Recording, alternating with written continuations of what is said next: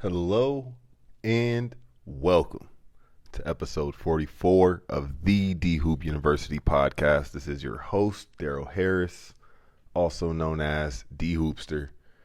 You may have heard of me, may not have. Perfectly fine with that. What's going on, folks? We are about to have a good pod. Like I said, this is episode 44. I got a little nervous. I didn't know if I had a numerical shout out for 44, and then it hit me. And that's why I love doing this, because I want them to just be random numbers. And I will very soon come across numbers that I'll have to Google. But 44, shout out to Barack. My president is black. If you know, you know. Shout out to Barack Obama, man. Class act. And I don't care how you feel about Barack. That man painted us as black people in a positive light in the White House for 8 years. So I don't want to hear it. Even Joe's got a son out here going to trial. I done got serious to start it off, folks. If you can't tell, I'm ready to pod because there is an abundance of topics to pick from. And even coming up with the format of the episode for me was fun because this was a big week since you've heard from me last, because Friday couldn't happen because I had just downloaded 2K and I wanted to get some run. And then it turned out to be the biggest SmackDown we probably had in multiple years. So I needed the time to do that. And then we're in the weekend, folks. Hey, it happens. D-Hoop you. I don't take attendance. I don't, I just ask that you leave the show a review. I don't do anything like that. That's the vibe we rocking with over here. Sometimes class gets canceled. Who doesn't appreciate that email from time to time? Hey, guys. Something came up today. Cars taking long at the shop. No class today.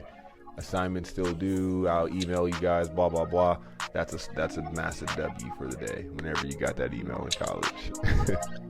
All right, this is the longest intro. Big J's.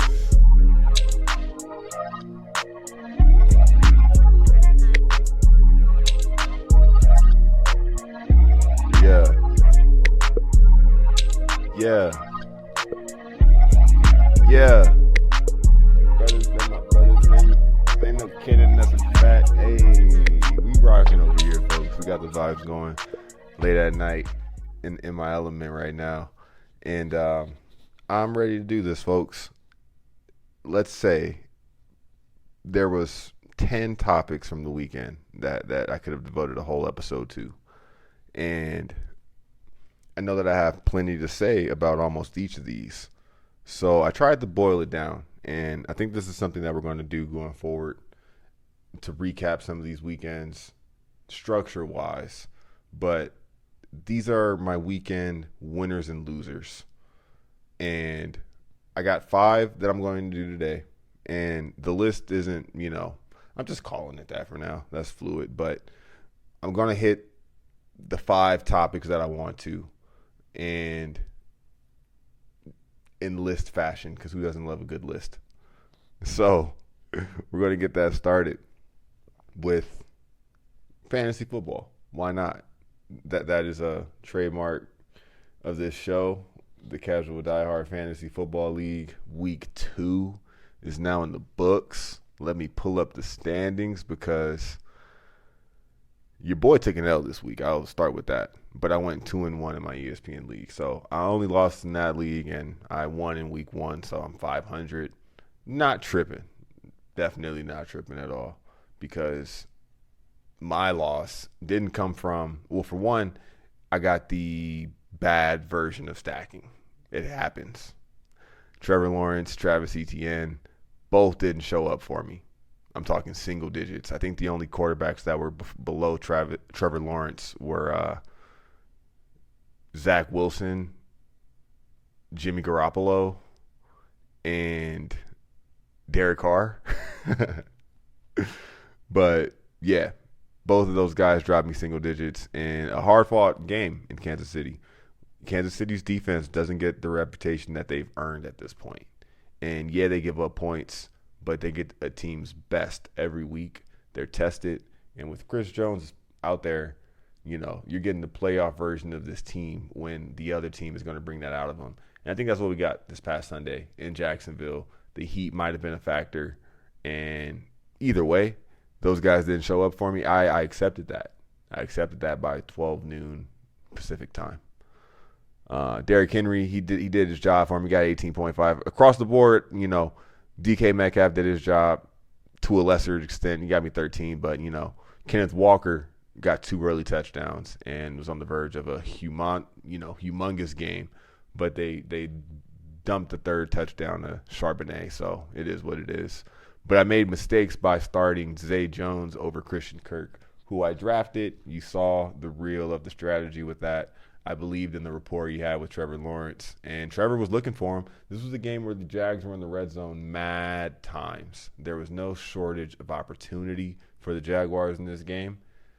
They just were playing the defending champions, who they nearly beat in the previous matchup they had in the playoffs. So the Chiefs didn't come lightly, and they lost in week 1. What we got right there was a 10 out of 10 effort game from the Kansas City coaching staff and personnel. So, hey, we'll hold this L if hopefully. But still, I didn't play Christian Kirk. Christian Kirk went off for 21. I didn't play Sky Moore. Sky Moore got me 16 on the bench. And Jaylen Warren, he's emerging. He got 12.6 in PPR. Najee Harris posted back-to-back 5-point games in fantasy. Really, really sad, situation with Najee. But I knew this, and that's why he wasn't getting drafted. I picked up Hunter Henry throughout the week and said, you know what? Dalton Schultz was almost a no-show in week 1. I have a feeling he'll bounce back and be there. I don't know why I'm playing a rookie receiver's tight end. Shame on me. Hunter Henry got me 17 on the bench. He was tight end 2. Dalton Schultz posted a measly 7. I also reached and played Houston's defense because I thought, D'Amico Ryans was going to have those boys playing. And, I sat the Ravens defense, which would have been a net positive.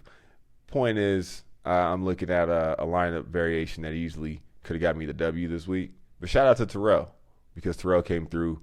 He had Anthony Richardson, who was on pace for a monster game, and got pulled in the first half because he had to go enter concussion protocol. And that might have happened on a touchdown scoring play. So that's unfortunate because kids out there just playing, you know what I mean, going hard. But shout out to Sazowski. We breezed past shout-outs, by the way. I guess I'll do shout-outs at the end. My fault. I got down to business today, folks. It's a Monday night, same energy. Keep that same energy all week. Treat every day like Monday.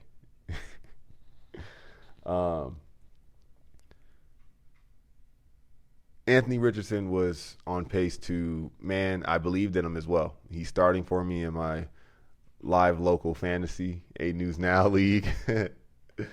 And now I have to go find a different starter because he might not play week 3.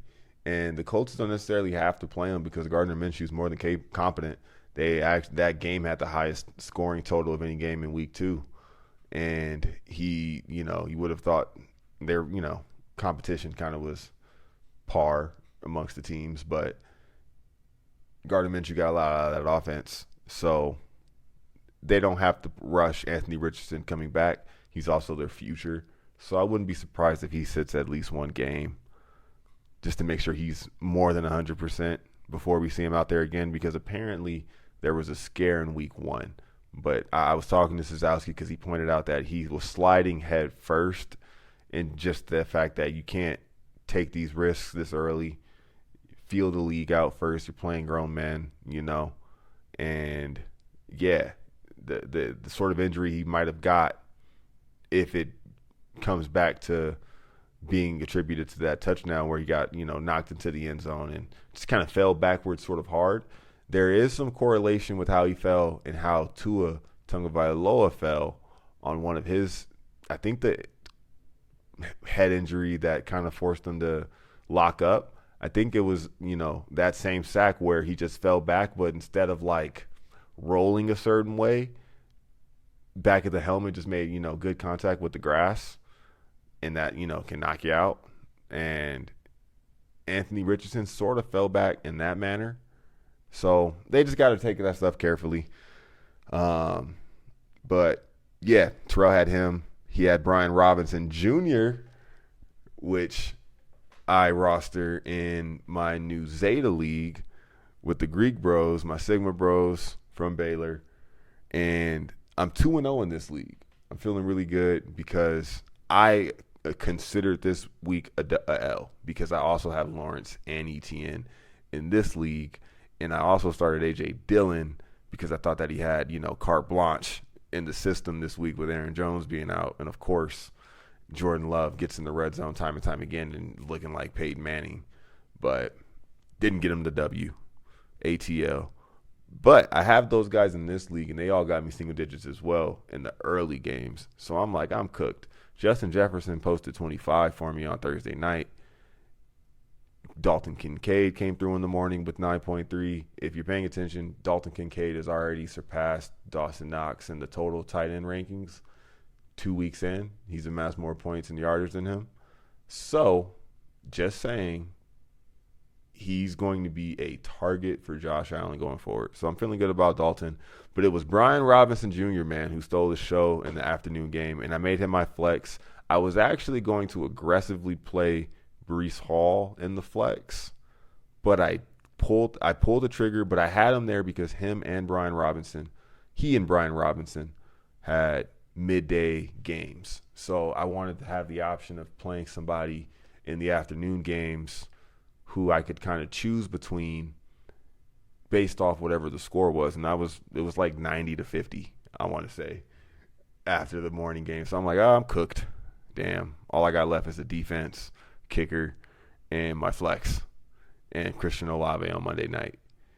But Brian Robinson followed through on my hopes for him and my observation, just going, even if you go back to last season, once he emerged as the lead ball carrier in Washington, he gets an absurd amount of carries. They feed that guy.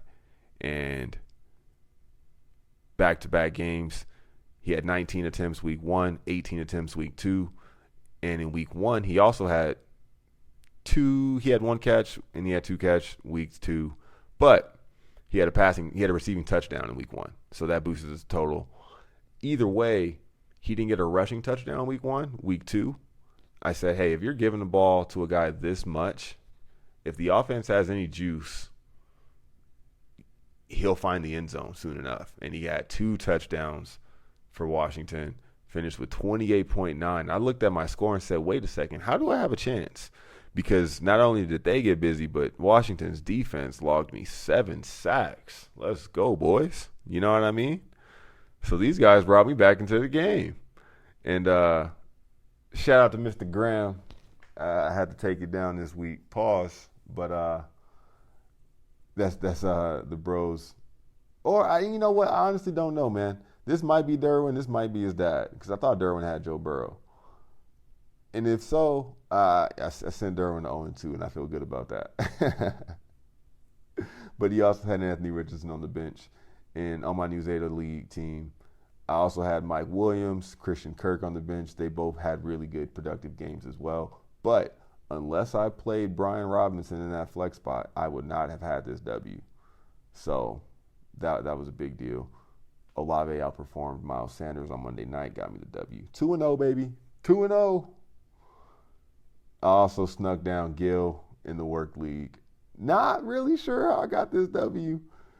His team didn't go crazy either, but this is standard scoring non-PPR, so the totals, take the juice out. But I was able to sneak him in that league, so I'll take that. 1-1. 1-1 and 2-0 are my records. So we move. Other shout-outs go to my brother. My brother went crazy in the Casual Die-Hard League. I think he dropped 156 is the number.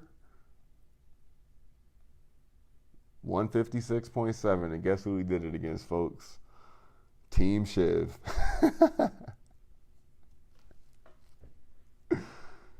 But hey, it happens. Sometimes losing to the guy whose team went off is like a badge of honor because it's just like, look at this. You know what I mean? What am I supposed to do about this? I don't want to hear nothing from any of you because what would y'all have done against this?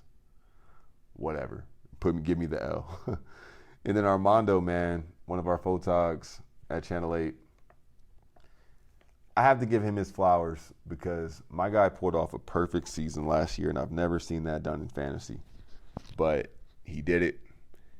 He went undefeated, championship and everything. And I had a learning curve in this non-PPR league. It's also a 3-receiver league. So you're playing 3 receivers, 2 running backs, and a flex, and a tight end. So I think that adds up to 8 or 9 skill position guys. And when you're not doing PPR, it takes the juice out of certain players. And you kind of need that quarterback to go crazy as well. But, yeah, man, he went crazy. He dropped 168 in that league. So I'm glad I don't have him. Let's see when I do have Armando. Because we picked back-to-back in this draft. He was picked 4 and I was picked 5, or I was 5 and he was 6, one of the two. Schedule. We don't play Armando until week 9. So see you then. I'll be 8-1. Speaking into existence. Moving on. Number 2 on the weekend winners and losers. This is a winner, folks, because we had a good weekend betting. And I just wanted to reflect and kind of keep tally of how I'm doing personally. So that way I'm being smart with it. And that way it's ideally a net positive. And I'm not being financially irresponsible.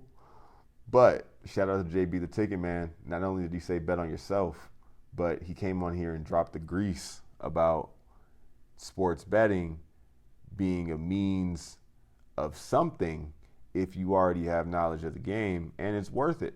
It's worth it. There's millions of dollars going to it. And if you feel knowledgeable enough, there's no reason not to take a chance, and then it's up to you if you want to continue with it or not. But it was I pulled out 2 multi-leggers that I considered 100% cooked in the second half of both of them, because the first one hinged upon the Giants coming back from what felt like 28-0, but it was 28-7 against the Arizona Cardinals, all in the second half. It led to Daniel Jones actually being the second highest or first highest quarterback in fantasy. But I had to watch that game until the very, very, very, very end and try to keep hope alive, yet downplay the fact that I'm really getting like, oh my God, is this happening? Because I was a 3-teamer of afternoon games that I narrowed down to what I really liked. And I took Giants money line because I didn't even want to consider factoring in the points. I said, they better beat these guys. This team should not be 0-2, and definitely not at the Cardinals' expense. And somehow that paid off, that line of thinking. The second bet, my Monday night parlay,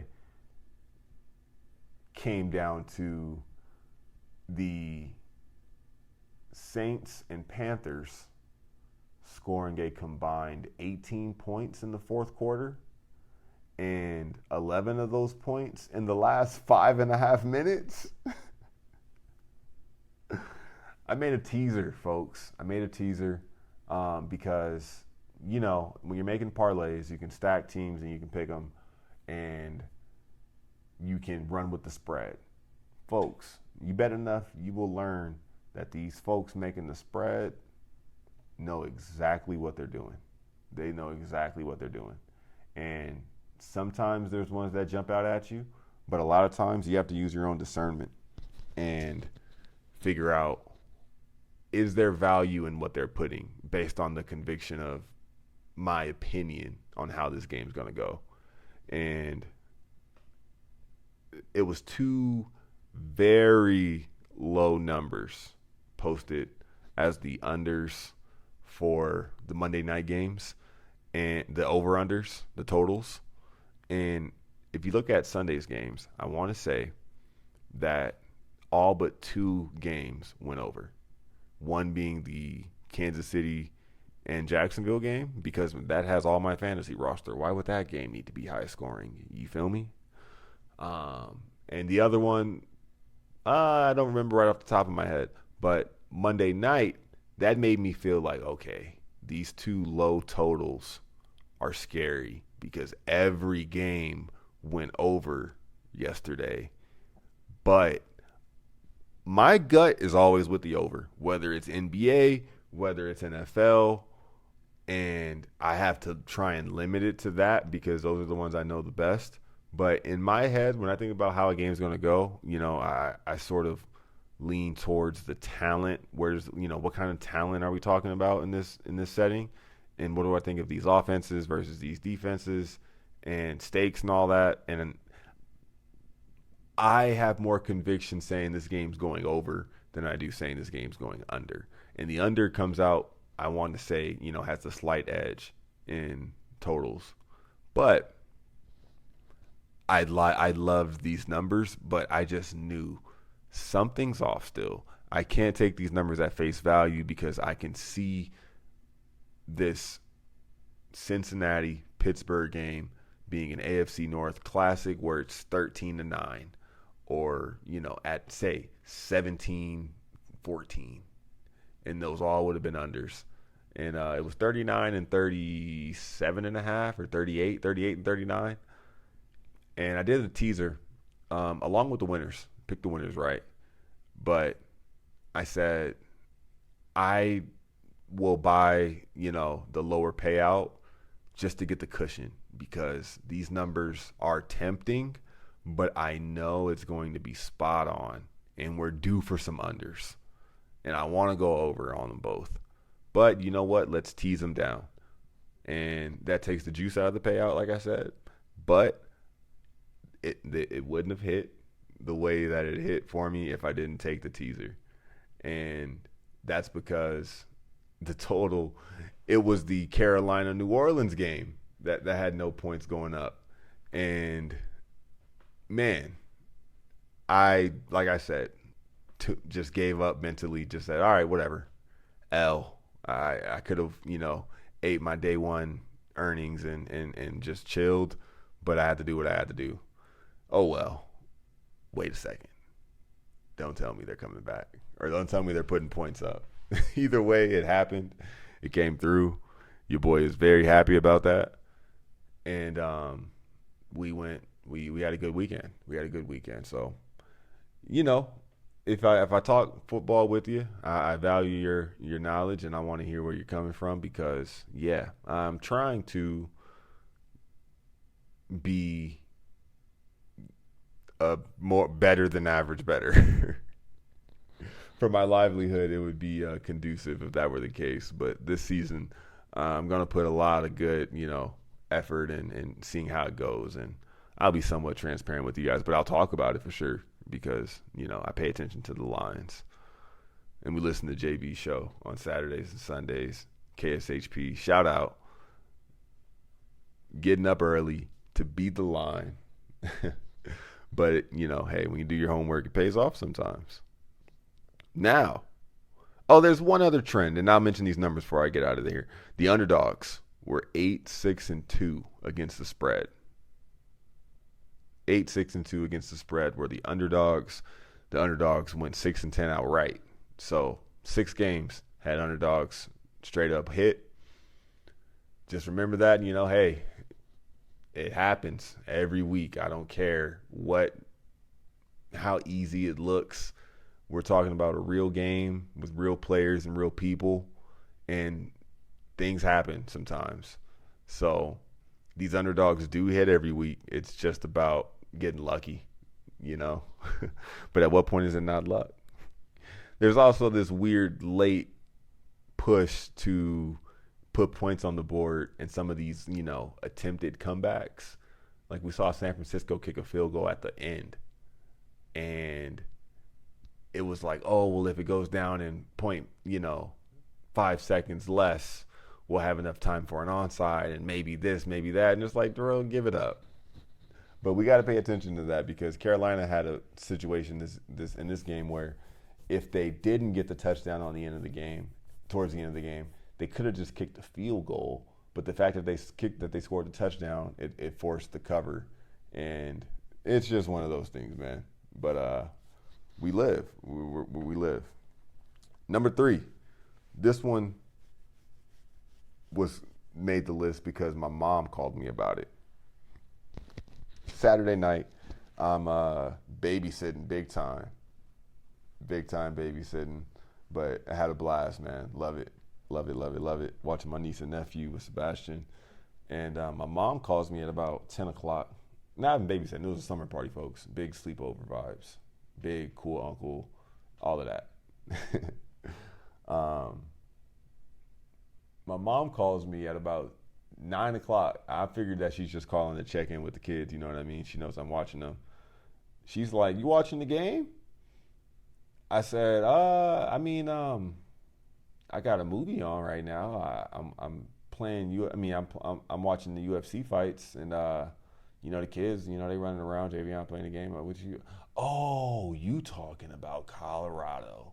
Because I did mean to watch that game. And she's like, "Yeah, they on there pushing and shoving, and they talking so much mess about Deion." So I'm watching like, okay, this is a good game.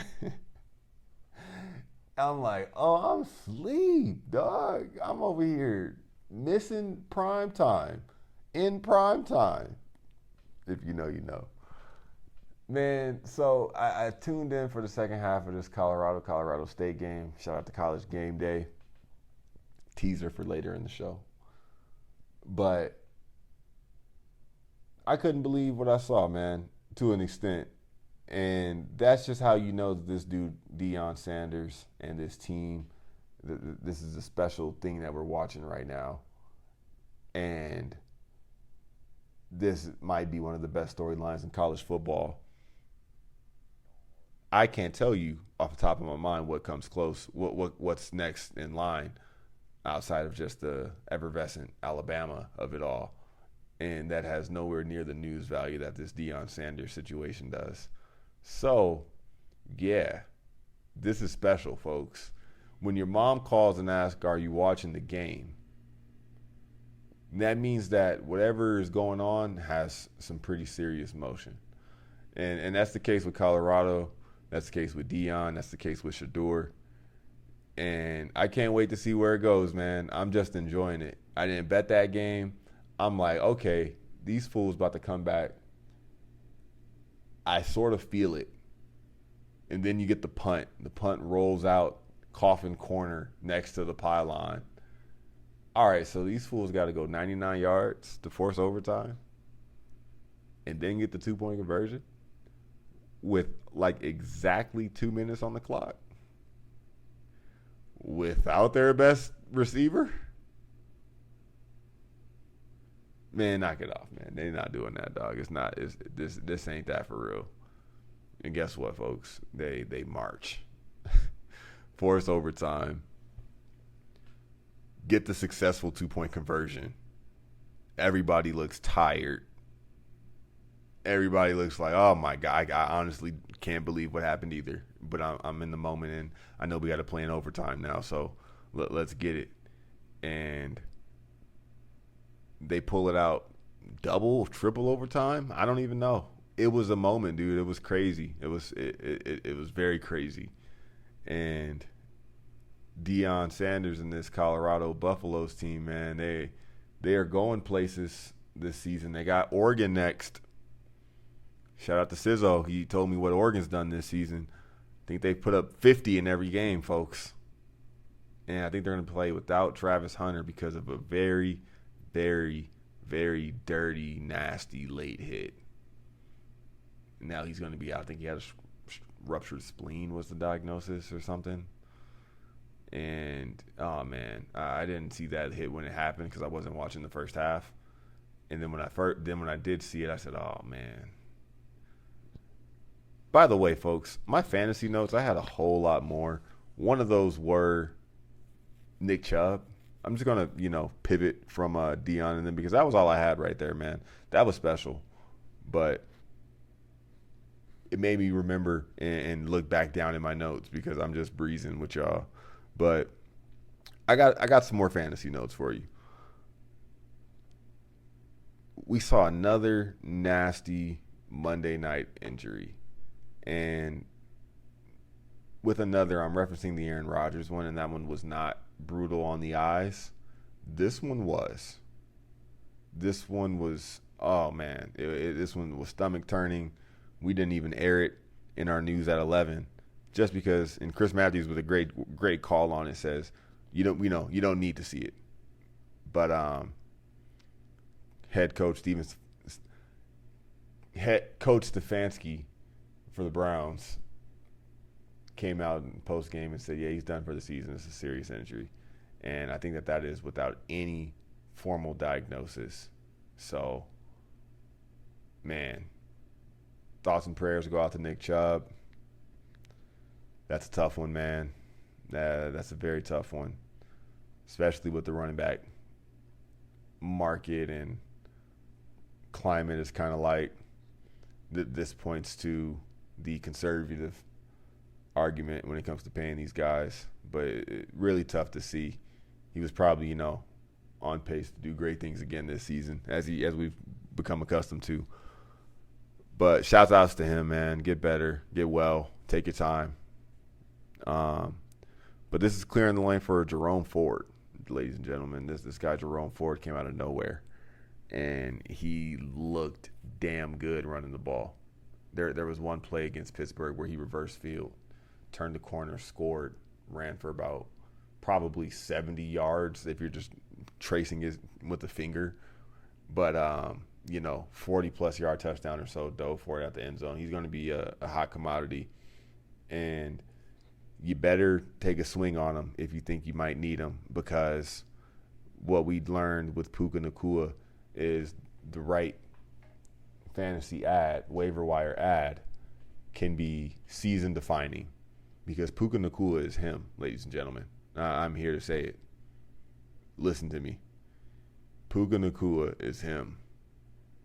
This man has 35 catches on the season. 35. You know what's wild? He had 20 targets in week 2. And I saw this. What really made it clear as day for me during this Rams 49ers game was that Puka Nacua had the wrist tape on his forearm. And I think he's number 17 or something like that. And I said, he looks just like Kupp out there. He's literally the safety net, primary, X receiver that Matthew Stafford is just connecting with right now. And this isn't by hook or by crook. This guy's like that. And he is wide receiver 2 in fantasy this season so far, only because Tyreek Hill dropped 44 in week 1 PPR. But he has 52 fantasy points through 2 weeks. And that's without scoring a touchdown yet. So, he's the real deal. As is Kyren Williams. Cam Akers is apparently on the trade market. He was moved to the inactive list before the game, so he's done. They're done with him. Kyren Williams has his backfield. He was probably at it this week, and it's too late. Just wanted to touch on the fact that, yeah, he's him. Well, we can agree. Bijan Robinson, he is him. He will just validate that statistic that running backs in the top 10 have all went on to have, I want to say it's top 10 fantasy seasons in recent memory. And, yeah, without a doubt, Bijan Robinson is a great runner. He's a pass catcher, does damage in the screens. And I had a theory I shared on here a couple weeks back about, you know what, man, the running backs, you might peak. You might be your best self fresh out of the gate, pre-whatever injury, pre-whatever, setback, just because you are running your hardest and most, hungry that you might ever run. And you're also doing this with fresh legs. So, yeah, Bijan's hit the ground running. He is going to do his thing. It wasn't the Tyler Algier show in week 2. Not by any means. He got touches, but, yeah, Bijan's nice. And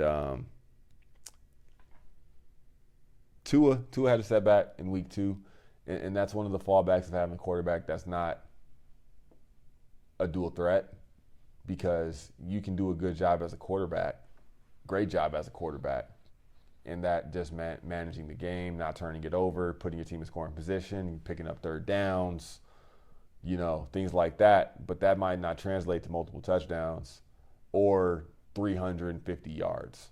So Tua came back to earth after a crazy week 1, but expect the passing volume to be there. That was against a New England team that really wanted to beat those guys, especially the defense. But they did what they had to do to get the W. Jordan Love's probably a must-get if he's still available wherever league you're playing, because he also, like I said earlier, he looked like the real deal. So I just wanted to come back and touch on those couple of guys. That brings me to number 4.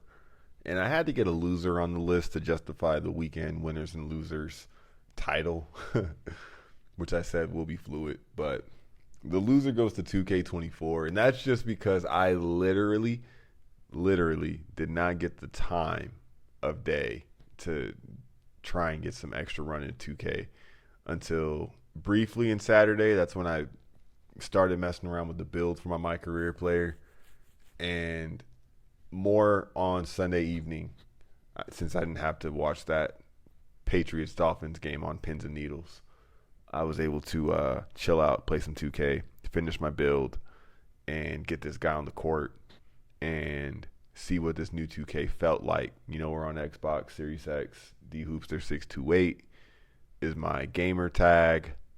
I will be in the park once we get this guy to a justifiable level. Come find me. But shout out to Nick, shout out to Noah, the guys I've already hit up about, let's run. So we'll be active on 2K, and this guy's gonna get there. It's a matter of when, not if. But I had fun with the build, and I only gave, like I said, I gave 2K the loser just because I didn't get the time to play it, and that was a personal L for me this weekend. I got so hyped. I installed it Friday, didn't get a chance to play it. Came home Friday night. Guess what? Controller didn't work. And I was pissed. Because I just bought that damn controller literally in June. And this is one problem I'm developing now with the Xbox, is that these controllers aren't built like they used to be. I've gotten stick drift multiple times, but I also have a 2-year-old. And that means that, and I also eat a lot with the game, and that's probably shame on me. It's the primary media device, so it's in use all the time. And that means I got, probably dusty fingers on it, and who knows what else. It's taken plenty of tumble, from the couch to the carpet. What can I say? If it's on me, it's on me. Get the insurance. But I went and copped a nice looking controller. So we're rocking and rolling with the Desert Breeze camo blue for sure. Blue bumpers, 2-tone blue on the bumpers. It's pretty cold. So I'm rocking with the new sticks, and I have a build. That I'm excited about. My first iteration, I said, hey, I'm either going big guard because I want to get off the Cade Cunninghams might an athletic, posterizing 3-way score. But I said that's a common popular build. No shade to anybody like that, but I've had multiple players like that in the last 2Ks. I hadn't made a big, and this kind of works for me because I played a stretch big role for the most of my playing time. So I went power forward, 6'9", wingspan, which is the lowest you can make it because that boosts your skill, that boosts your shooting, that boosts your ball handling. And you just sacrifice, some other skills on defense, and But I wanted an offensive 4 that could play make, just pull out whatever power forward is guarding me, and either be a threat from beyond the arc because I'm a sniper as well. But also I have, bounce, and I can finish above the rim. I'm already 6'9", by the way. So my first player comps were Jerami Grant. I'm forgetting the second without pulling the picture up. But it was Jerami Grant. It was Karl Anthony Towns. And then the third one got me a little more optimistic. The third one was Rashard Lewis. And that might seem corny or like you got excited about that, but you know what type of player you would love to have or play like in a video game? Rashard Lewis. And I'm talking finals Rashard Lewis. I'm talking Seattle Rashard Lewis with the Supersonics, like sniper from outside, but this guy will put it on the floor and he will bang it out. You know what I mean? And got the in-between game as well with the jumper because he's got range and touch. So that one, I said, okay, hold on, we're on to something. And I did it one more time, changed some of the physical traits a little bit more. I think I put a little bit more weight and, similar basis, 6'9", power forward, offensive with range, can finish above the rim. And guess what the player comps were? Zion Williamson. Again, I got Jerami Grant, I believe, and Paolo Banchero. And I said, you know what? This is the one. I think this is the one for sure, because if y'all are saying that I might have ceiling-wise Zion explosiveness along with the, if anything, Paolo explosiveness along with the playmaking and, versatility of guys like Jerami Grant, Paolo Banchero, now we're talking.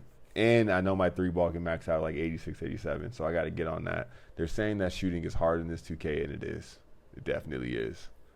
Because the practice shooting is not the game shot, catch and shoot that you're going to get when you're playing the game. So you got to really dial in. But I'm excited to log more hours with 2K.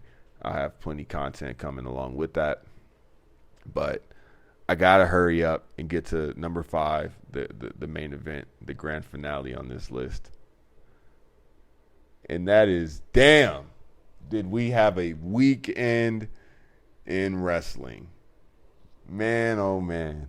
This is the main event of the podcast. Finally, The Rock has come back, ladies and gentlemen, to the WWE. So, shout out to Justin, because as we're saying peace out Friday, and not even that, earlier than that, he said, hey, what are the odds that The Rock shows up tonight on SmackDown? And this is what I said. I said, you know what? It's a long shot, but if it were a bet, it'd be worth a sprinkle. It definitely would be worth a sprinkle. It would make you look twice. And I compared it to, I said, like you guys heard me talk about betting. I said, the Monday night game between the Jets and the Bills, I looked at the lines and all that, the player props and all that. There was one prop that I looked at, and only because it ended up happening that I remember, but it was whether or not the game was going to go to overtime. And when you're looking at bets pregame, you're trying to see what you can trust actually spending your money on. And it's like, well, I guess that this game I'm about to watch really will be tied after 60 minutes of play. I can't do that. And guess what? That Jets-Bills game went to overtime. And that, bet would have paid handsomely. So I said that to Justin because I said, you know what? It might happen tonight. This is the first Endeavor show on Fox. This is a big deal. Justin pays attention to the emails that WWE sends out a couple hours before their shows go live, or the day that their show is live in whatever city they're in for Raw and SmackDown. And the promo email, he said, oh, they're in Denver. I said, oh. The Rock was on the Pat McAfee show because College Game Day is in Colorado for this Deion Sanders Colorado versus Colorado State game. Bro, this is probably going to happen. And Then spent the rest of the night trying to do my work. And I got 3 heads up. Uh-oh. Hey, you're going to want to watch SmackDown tonight. And that felt good because that's vintage stuff. That's Monday Night War stuff. That's, Attitude Era stuff of word of mouth. Yo, are you watching this? Because that's what it was, man. I definitely saved the viewing experience for when I got home, knowing that The Rock showed up. And I just at this point, let me see how it happened. Shout out to Davey D, my guy David Hawkins. He sent me a DM like, hey, bro, I see what you were talking about with this wrestling. This is actually pretty crazy. And it really isn't anything else like it. So I'm not going to play-by-play recap what happened with The Rock, but he did open the show. Essentially, it was a long, uninterrupted 20 minutes or so with my guy, Austin Theory. I told Justin that I like Theory. Y'all got to stop with Theory. Y'all got to stop. He is a heel. And he does his job as a heel. He's not supposed to be the favorite on the internet. He's a heel. He's supposed to do the corny stuff that pisses crowds off and makes you easy to boo. But at the end of the day, you hold your weight because, for one, I'm a physical specimen. 2, I've got X and Y accomplishments. And you boil that together along with the fact that, yeah, I still don't like you. And you have yourself a perfect heel. And it works. So my thing with Theory is that we're throwing him shade people throw him shade and oh my God, it's not working. Ladies and gentlemen, it's working for Austin Theory. This is going to sound nuts, but he reminds me of a young Randy Orton. He does. Looks the part to the T. Entrance music is fire. Looks like a pro wrestler. Talks like a pro wrestler. Whether or not it's compelling, whether or not it's, just dynamite on the microphone. But he has the pro wrestling archetype down to a T. And everything else can be added along the way, refined along the way, and it will come with time and experience and exposure. And that's what's happening for Austin Theory. So you guys can keep hating him, but the kid's over. He's over because you don't like him. He's a heel. Done with Austin Theory. The Rock. Man, so here's what I want to talk about, man. I got a couple other wrestling notes that I'll mention after this, but his return did something massive, massive, massive to the landscape of wrestling. This was an earthquake. The TV ratings will reflect it. I think they were north of 3 million views when The Rock was out there live. And wrestling hasn't done that in years. Because ratings have dropped across the board because people are consuming TV in multiple ways now. But they still carry their weight. They're at the top of the charts across demos and, categories in their respective ones. They're not bottom dwellers in ratings. But the ratings overall have trended downward. But this did massive ratings. And what it's done, it has now essentially put Pandora's box in front of us in terms of what can happen between now and the main event of WrestleMania. And the thing is that WrestleMania is billed as the end-all be-all of shows, but with storytelling and with the format of professional wrestling where there is no off-season, and the night after your biggest show, you have to have a plan in place to continue your product seamlessly.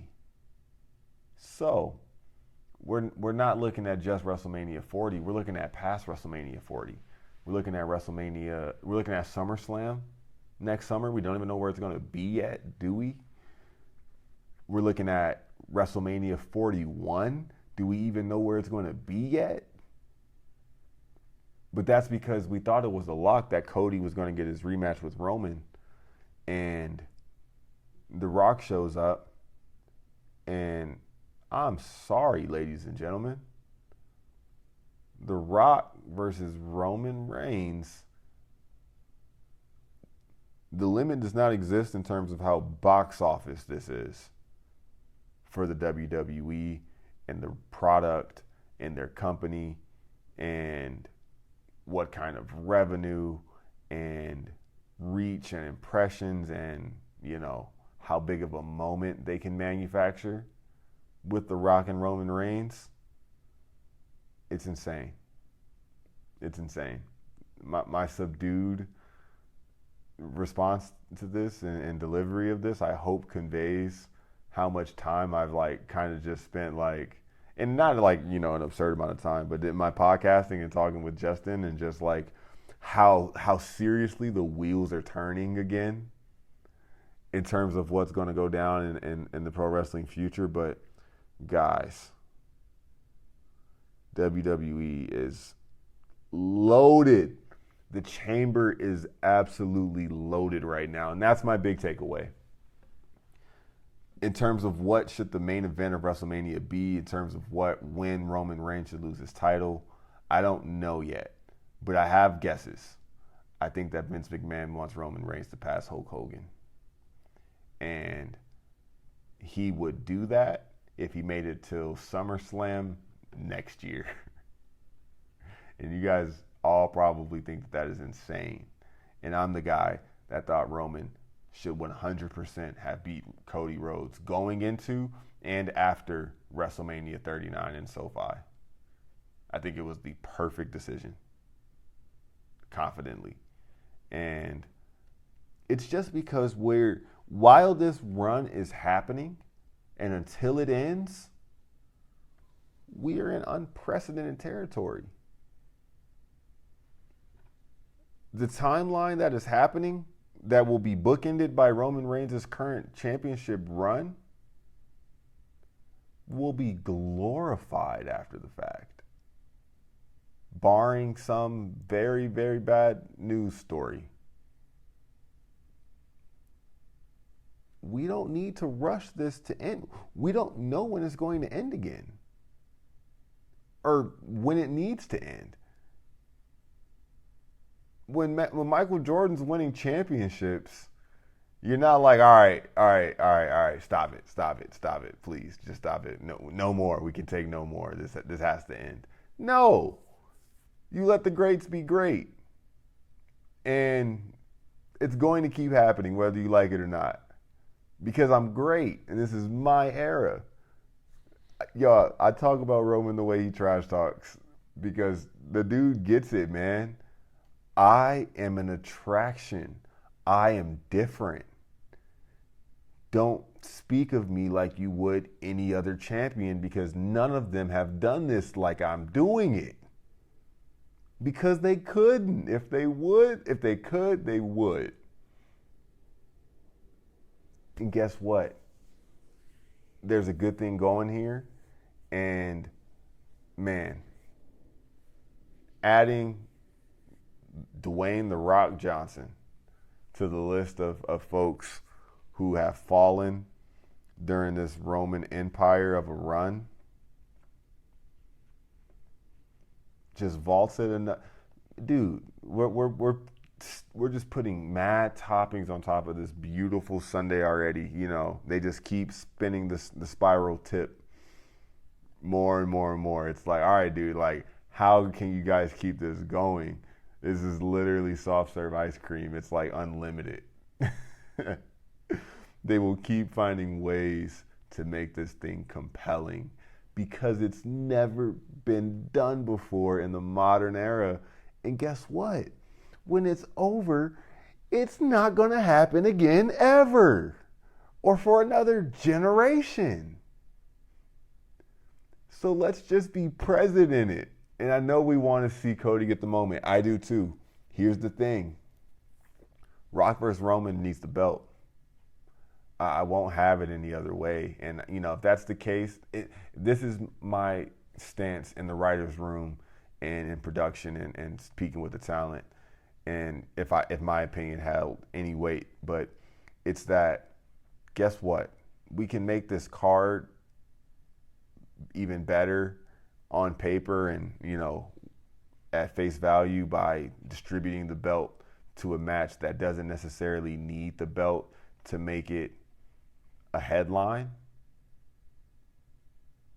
But if you do that, you diminish whoever is holding the belt so irreversibly, because it's like, yeah, you were the guy that ended the best thing since sliced bread, and then you were on the undercard at WrestleMania. You can't do that, dude.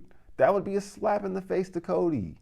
He could probably main event night 1 or something like that, sure. But guess what? When it's all said and done, you're the Usos and Kevin and KO and Sammy, not Roman and Cody.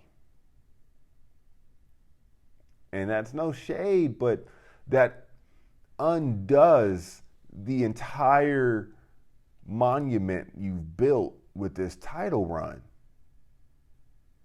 The person that runs with the ball after this needs to be flying as close to the sun as possible.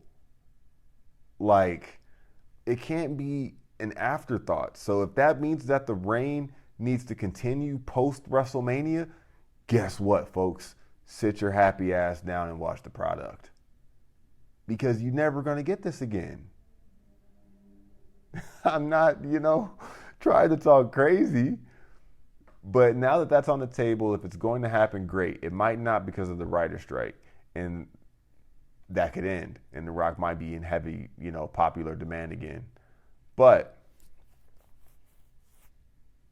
there's a lot of other what-ifs that we should consider between now and WrestleMania. The first one being LA Knight. Because if it's going to be Cody going after Roman, if that's what you want, it probably involves him winning the Royal Rumble. And if not, it would need the winner of the Rumble to target whoever the heavyweight champion is. And I feel like that only candidate right now is Gunther, maybe Jey Uso. Other than that, not sure who on the roster serves that role currently. That would not want to go after the top prize in the company, which is Roman, and taking him down at WrestleMania. So if you want Cody to do it that way, that might rub people the wrong way. LA Knight could win the Rumble, and that would be the loudest moment we've heard since maybe Rock and Hogan. All hyperbole intended, but it would be insane if LA Knight won the Royal Rumble, the sort of pop that he got with that. I think that's a realistic option. I think that he is going to work with Roman Reigns in this current title run sooner rather than later. Essentially between now and WrestleMania, I think that we will get a program with Roman and LA Knight. And if not, maybe he does just fight an extension of the bloodline. And I'd be fine with that.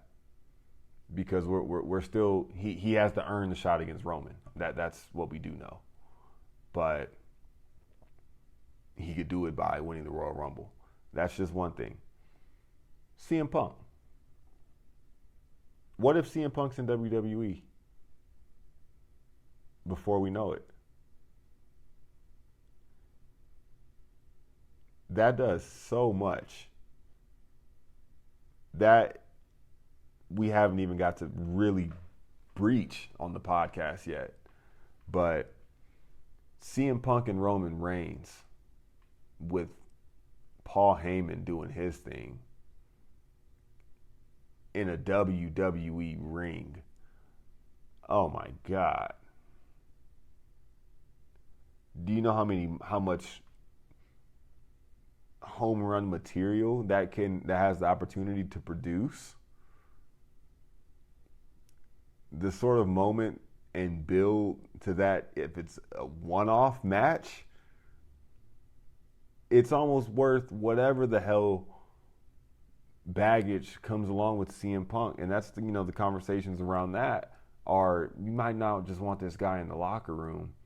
And my response to that is, hey, if I'm working on the product, and maybe it's because I'm literally a TV news producer, but if I'm working on the product and I'm just thinking of what we could do, do y'all know what we could do if we had CM Punk? It might be worth the risk. Okay, I have another long shot. MJF. What if MJF, in the bidding war of 2024, leaves AEW and comes to WWE? Because we know it's going to happen, folks. And Max, if you're listening to me, I wish you were. I doubt you are, because you think I'm a nerd, and that's fine.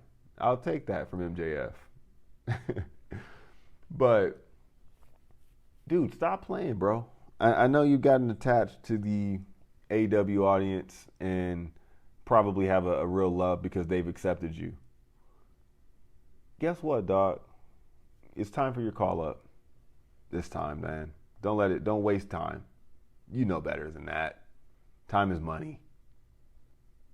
Why do you want to waste that when you know you have unlimited potential on the stage and platform that is WWE? And if that happens, I'm just throwing stuff at the chalkboard because I think that we're trying to predict the ending right now when there is a lot of game to be played between now and the end of this game, which is, this that's the thing. The Rock coming back just made everything uncertain yet more interesting. Because look at the names we're talking about, folks. John Cena and The Rock were face-to-face on SmackDown. Roman Reigns hasn't even graced the TV screen in a month. And we know when that graphic pops up that he's returning, he's got business to address. Big business. Not just talking to Yossi. Sorry, I love you, AJ. That was not a diss. But we got some things to discuss. Cody Rhodes. This guy is over, ladies and gentlemen. He is the face of this company going forward. I got on here and talked about the Cody Rhodes documentary. Go watch it if you haven't yet. CM Punk, MJF, you know how much potential for story there is if we're talking about history. There's history with Rock and Cena. There's history with him, and there's literally blood with him and Roman Reigns. And what if we just threw Jey Uso and Jimmy Uso back into the mix, which guess what? We will by the time we're talking about WrestleMania. And The Rock will also be inserted into this with Solo Sikoa. It's craziness. I think that they won't be able to resist the temptation of CM Punk. CM Punk, Seth Rollins, CM Punk, Roman, needle mover. There's just a lot of meat. CM Punk and The Rock? John? Oh my gosh, dude. There's so much meat on the bone right now in wrestling. Haven't even mentioned Jade Cargill making her appearance by all accounts and reporting, in the facilities this week. And her debut is imminent. I'm so ecstatic for that. Jade Cargill, member of AKA, she's a member of the D9. Shout out to her. I saw her in Vegas at All Out, All In. I can't tell you what pay-per-view I went to because the names are too damn similar. But saw her here in Vegas, and actually saw her title reign come to an end. Didn't know that was the back nine of her career in AEW, and it all makes sense to me now because it's unjustifiable why she hasn't been pushed to the top of the division. I know she needs some work done on her mat-based wrestling. That's fine. That woman is an attraction. She is a specimen. She is one of one. She's box office. And sky is the limit for her in WWE. I can't wait to see it. Can't wait to see it. Becky Lynch is the NXT Women's Champion. She hosted an open challenge on Raw. I don't know who answered yet. I haven't made it that far yet, but she damn near pulled 1 million viewers with Tiffany Stratton in the main event last week of NXT. That's big time, dog. Big time Bex. That's what she does. I think that storytelling that's playing out right now is great. And if anything, just a stamp for NXT 2.0, man, because they take risks. They develop these wrestlers in the ring, on camera, backstage. And there's a lot of guys that we could look to as products of this recent generation of NXT superstars and feel really good about. For me, it's easy to equate, a current batch of guys like Carmelo Hayes, Ilya Dragunov. You can almost lump Gunther into this, but guys like Butch, he's sort of last gen too, but guys like JD McDonough, guys like Pretty Deadly, Grayson Waller, Trick Williams, Ilya Dragunov. These guys are going to work on the next level. Braun Breaker.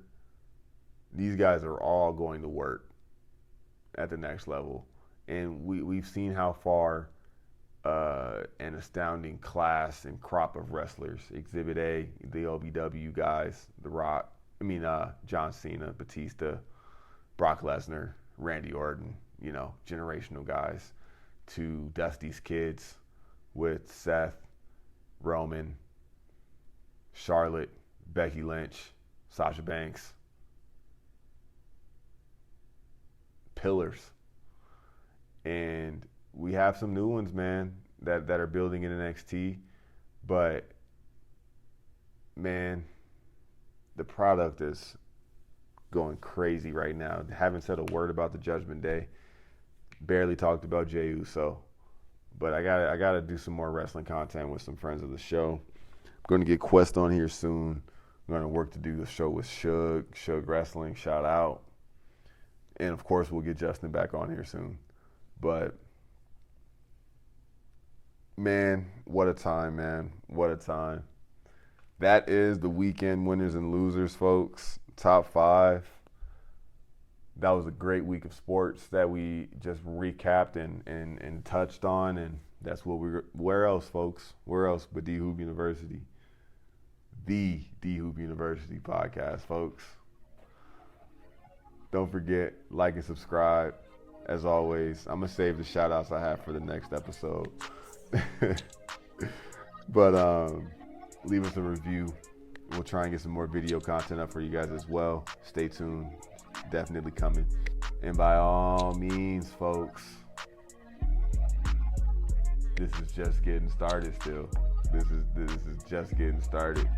But I think I'm finding my wings as a solo podcaster. And that means that, content will be forthcoming. Trust and believe. Till next time, folks.